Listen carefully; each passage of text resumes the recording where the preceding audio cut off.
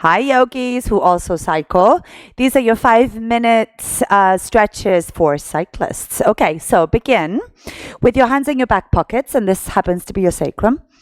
Press down, your feet could be together or apart a little bit. Press down and forward with your hands.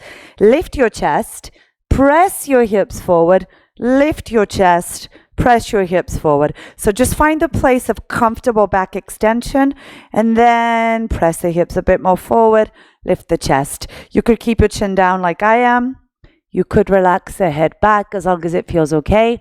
Keep your legs straight, your knees straight. Lift the chest, push the hips forward, and allow your back to stretch the opposite way that it normally does when you are cycling. Breathe in by nose, breathe out by nose, and on your next inhalation, come back up. All right, so find a wall. Go to a wall or a chair, the back of the couch, anything you can lean on. We're going to stretch both calves simultaneously. Walk your feet back.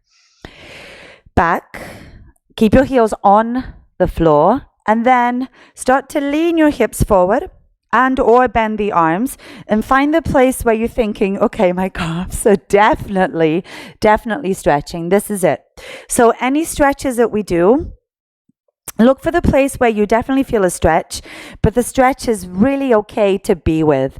It's very important that you don't overstretch to the point of pain, but rather you stretch to the point of definitely feel it, but it feels okay. Whatever comes up, I can be with it. We are stretching all the major muscle groups that are mostly utilized for cycling, so we can restore the natural range of motion, really, or prevent you from losing it. Okay, for the last few seconds, bend your knees, but keep the calf stretch. You will have noticed that the stretch has now moved down a little bit down the legs, and this means that we're stretching a deeper muscle, and this muscle that we're stretching is called the soleus muscle. And it's deeper than those big fleshy muscles, the gastrocnemius muscles that give the calf its rounded appearance. Okay, slowly walk your feet forward.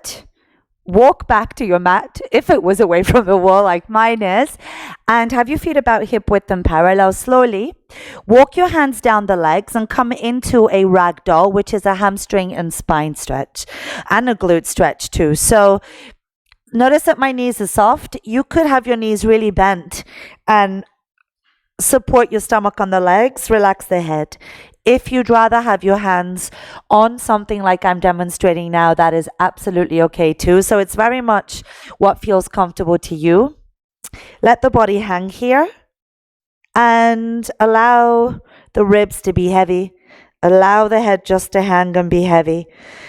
Check the body weight is not sinking into the heels and that you're not gripping with your toes. All right, bring your hands down and come onto all fours. Walk your hands forward so the hips move forward and take the right foot to the outside of the right hand. Wiggle the right foot a little bit forward, a little bit to the right, so that you can start to stretch through the hip and through the front of the left leg.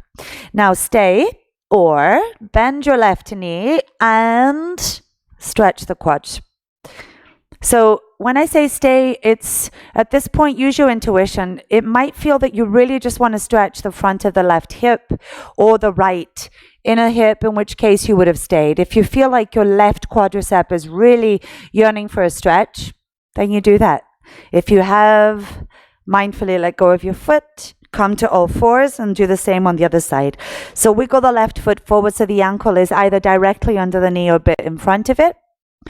If you did bend the left, bend the right, and do the same thing. Stretch out your quad. There's different ways to do this. You'll notice that my arms are bent. You could, of course, have your arms straight, and that will be a bit more stretch in the chest and less in the quad, or at least for me, it's the case. So again, move intuitively and find what works. Finally, let the leg lower. Come back to all fours. Lie down.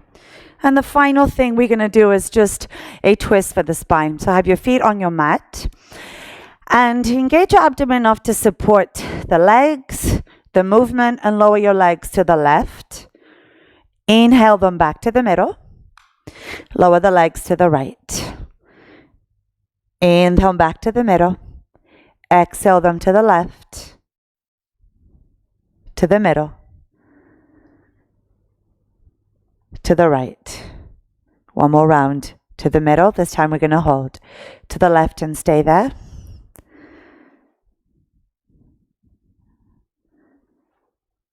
To the center.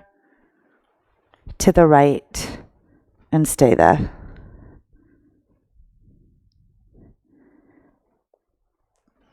Back to the center. And to close it off, hug your knees into the chest and rock your hips slightly and roll to sit. And I hope you enjoyed these. This does not substitute a yoga class, so I'll see you on the mat.